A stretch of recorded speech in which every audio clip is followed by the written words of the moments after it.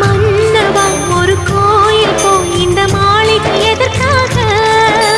தேவியே என் ஜீவனே இந்த ஆலயம் உனக்காக.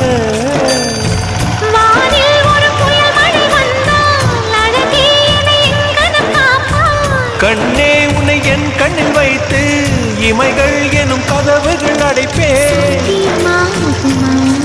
நான் சத்தியம் செய்யவா? தொடு தொடுவெனவே வானவில் என்னை தூரத்தில் அழைக்கின்ற நேரம்.